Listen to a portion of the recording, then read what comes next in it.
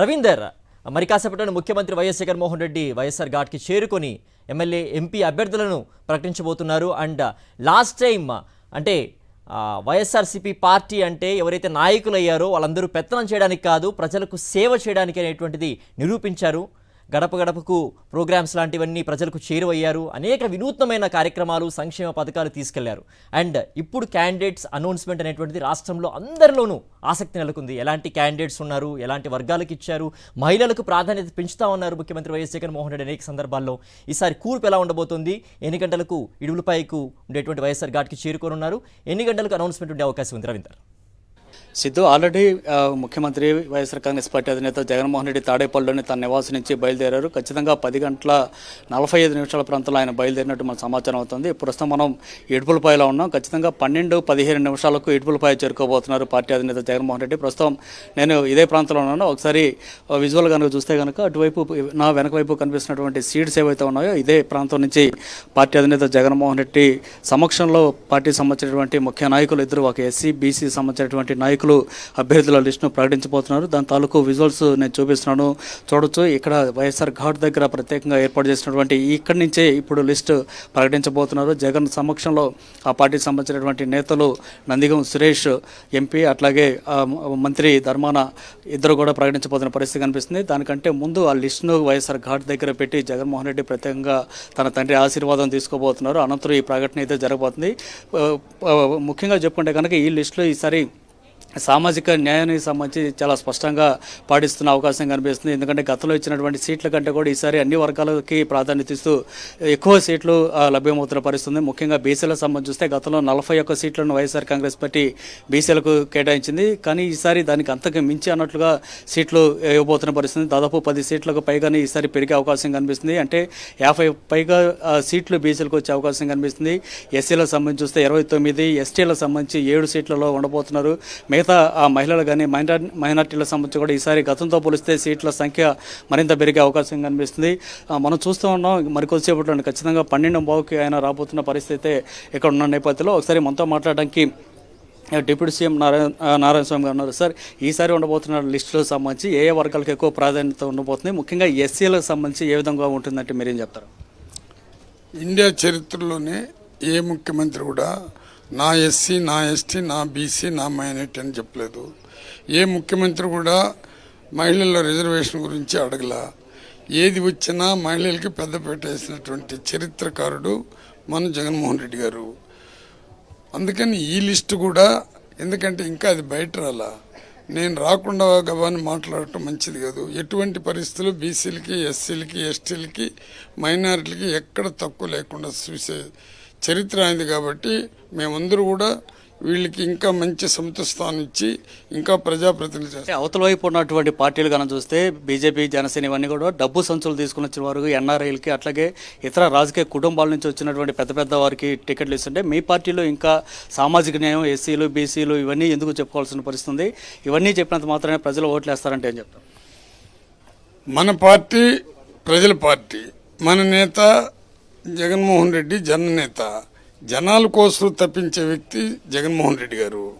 SC, ST, బీసీలు, మైనారిటీలే లేకపోతే vote ఏ పార్టీకి వేస్తారు? అందరూ మమ్మల్ని ఉపయోగించుకొని ఓటు అడిగి ఎమ్మెల్యేలు, ముఖ్యమంత్రులు అయ్యే పరిస్థితి వాళ్ళకు వస్తే, జగనన్న మమ్మల్ని అభివృద్ధి బాటలో నడుపుకొని పేదవాళ్ళు తలరాలతో మారాలని అమ్మఒడి దగ్గర నుంచి నవరత్నాలు తీసుకుని వచ్చి మాకు ఒక భరోసా ఇచ్చారు. అంబేద్కర్ ఆశయాలు నెరవేరుస్తున్నటువంటి జగన్మోహన్ రెడ్డి గారికి ఓట్లు వేసేదంతా 80% పేదవాళ్లే. కానీ రాజధానిలో అమరావతిలో ఎస్సీలు, ఇతర వర్గాలకు సంబంధించినటువంటి వారికి ఇళ్ల స్థలాలు ఇస్తే అడ్డుకున్న పరిస్థితి చంద్రబాబు. ఎందుకని ఎస్సీలు అన్నా కూడా ఇతర వర్గాలంటే ఆ విధంగా చూస్తున్నారు? చంద్రబాబు అనే వ్యక్తికి ఒక క్యారెక్టర్ లేదు. చంద్రబాబు అనేవాడు తన సొంత పార్టీ కాదు, తెలుగుదేశం పార్టీ, రామారావు స్థాపించిన పార్టీ. రామారావు కూతుర్ని కట్టుకున్న చంద్రబాబు వెన్నుపోటు పొడిచి తీసుకున్నాడు. ఇంకా ఎస్సీలంటే అతను పరమ శత్రువు. ఎస్సీలకి శత్రువు ఎవరైనా మన ఇండియాలో ఉండాలంటే అది చంద్రబాబు నాయుడే. ఎవరైనా ఎస్సీలుగా పుడతారంటే మా ఓట్లు మాత్రం కావాలా? ఎవరైనా ఎస్సీలుగా పుట్టాలంటే మా మనోభావాలను దెబ్బతీసినటువంటి వ్యక్తి చంద్రబాబు నాయుడు. ఎస్సీని రెండుగా విడదీసినటువంటి చంద్రబాబు నాయుడు. బీసీలని భుజాలు, బీసీలందరూ కూడా వాళ్ళ భుజాలపైన ఎత్తుకొని చేస్తే 1989 2010లో ఇదే చంద్రబాబు నాయుడు అసెంబ్లీలో బీసీలు లేకపోతే నేను లేనన్నాడు. బీసీలకు చేసింది జీరో అతను. జగన్మోహన్ రెడ్డి బీసీలకి ఏ విధంగా తీసుకుని వచ్చంటే అసలు రాజ్యసభలో బీసీలకి ఎప్పుడు కూడా నాకు తెలిసి లేదు. 4 ఇస్తే దాంట్లో 2 ఒక కురబ ఒక యాదవ్కి ఇచ్చాడు. మరి ఎస్సీలో రాజ్యసభకు పంపించిన చరిత్ర ఎవరికి చెప్పలా. ఈరోజు రాజ్యసభకు కూడా ఒక ఎస్సీని పంపించాడు. కాబట్టి ఏది ఎత్తుకున్నా ఈ ఎస్సీ ఎస్టీ బీసీ మైనార్టీలు ఎత్తుకున్నా పేదవాడికి ఒక ఆకలి జగన్మోహన్ రెడ్డి గారికి దాహం. పేదవాడు బాగుపడాలా, పేదవాడి బిడ్డలు కూడా ఇంగ్లీష్ మీడియం చదువుకోవాలి, పేదవాడి బిడ్డలు తలరాత్రులు మారాలంటే వాళ్ళు కూడా కంప్లీట్గా. ఇంకొకటి కూడా జగన్మోహన్ రెడ్డి చాలా శతసభలో కూడా ప్రకటిస్తూ ఉన్నారు. మీ ఇంట్లో కనుక సంక్షేమం అందితేనే నాకు అండగా నిలబడినట్టున్నారు. ఏ స్థాయిలో సంక్షేమం ప్రజలకు అందిందంటే మీరేం చెప్తారు? అందుకే సార్ జగన్మోహన్ రెడ్డికి కుల వ్యవస్థ, పార్టీ వ్యవస్థ, మత వ్యవస్థ లేకుండా ఆయన మేనిఫెస్టో కూడా భగవద్గీతగా, బైబిల్గా, ఖురాన్గా తీసుకున్నటువంటి వ్యక్తి. తను ఎవరికైతే ఈ మామూలుగా ఈ వెల్ఫేర్ స్కీమ్స్ ఎవరికి వస్తుందంటే అర్హత ఉన్న ప్రతి ఒక్కరికి వస్తుంది. అది రాజు ఉన్ని, రెడ్డి ఉన్ని, నాయుడు ఉన్ని, బ్రాహ్మణ్ ఉన్ని, వైశ్య ఉన్ని, ఎస్సీ ఉన్ని, ఎస్టీ ఉన్ని, బీసీలు ఉన్నాయి. ఎవరికైతే ఉందో పేదరికం ఉండే వాళ్ళకందరికీ ఆయన సంక్షేమ పథకాలు విపరీతంగా అందుతుంది. కాబట్టి ప్రతి ఇంటికి 1 లక్ష నుంచి 10 లక్షల వరకు లబ్ధి పొందుతున్నారు. కాబట్టి ధైర్యంగా ఆయన ఏ ముఖ్యమంత్రి చెప్పలా, నేను మీకు మంచిగా చేసి ఉంటే, మీకు నేను ఉపయోగపడి ఉంటే, నేను చల్లగా చూసి ఉంటే ఈ తూరి మీరు చల్లని మన గుర్తు ఫ్యాన్ గుర్తు కాబట్టి చల్లని గుర్తు అయిన ఫ్యాన్ గుర్తుకు ఓటేసి గెలిపించండి, ఇది నిర్విరామంగా జరుగుతుంది ఈ స్కీములు అని చెప్పేసి చెప్తుండే. ఆ భరోసా ఎవరు? చంద్రబాబు ఎక్కడైనా పోయి నేను మీకు ఏదైనా చేసి ఉంటే నాకు ఓటేసిన దమ్ము ధైర్యం ఉందా? బీజేపీ వాళ్ళు ఎక్కడికైనా పోయి నేను పేదవాళ్ళకి ఓటించాను. ఎందుకంటే ఒకరు మతాన్ని రెచ్చగొడితే, ఒకరు కులాన్ని రెచ్చగొడితే, ఒకరిని పార్టీని రెచ్చగొట్టి ప్రవర్తించే పార్టీలు అవి. అన్నిటికన్నా మించి లాస్ట్లో మీకు ఒక మాట చెప్తాను. చంద్రబాబు యొక్క నైతిక గుణం ఎట్టాడిదంటే, ఆయన క్యారెక్టర్ ఎట్టాడిదంటే, ఇదే మన మోడీ గారిని ప్రధానమంత్రిని నరరూప రాక్షసుడు, టెర్రరిస్ట్ అన్నాడు. భార్యని పెట్టుకోలేని వ్యక్తి, తల్లి కారణం పెట్టలేడు, ఇతనా ప్రైమ్ మినిస్టర్ అన్నాడు. మళ్ళీ ఆయన కాళ్ళు పట్టుకున్నాడు, మళ్ళీ నిలబడినాడు.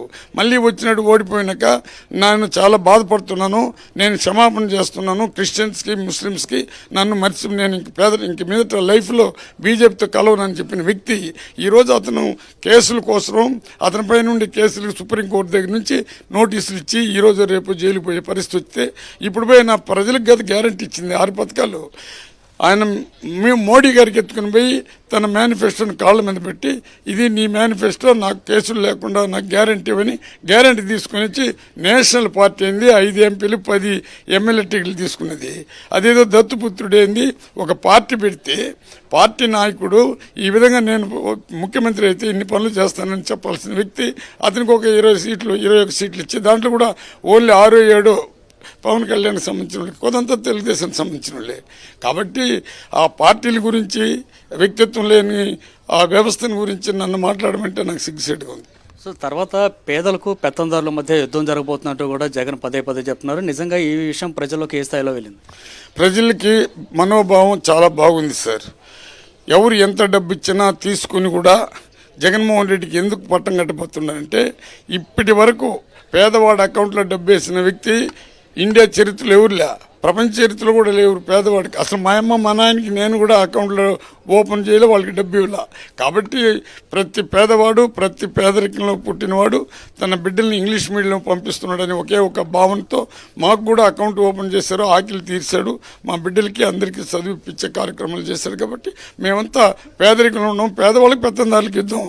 పెత్తందారులు ఎవరు ఎమ్మెల్యేగా నిలబడినా వాళ్ళ భార్యలు కూడా చోటేరు.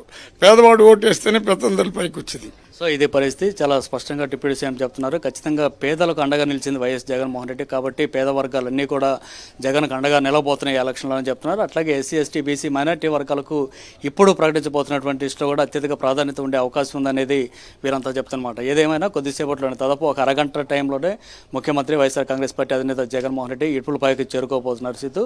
అనంతరం ఇక్కడ ఆ లిస్టు ప్రకటన కూడా జరగబోతుంది. ఓకే రవీందర్.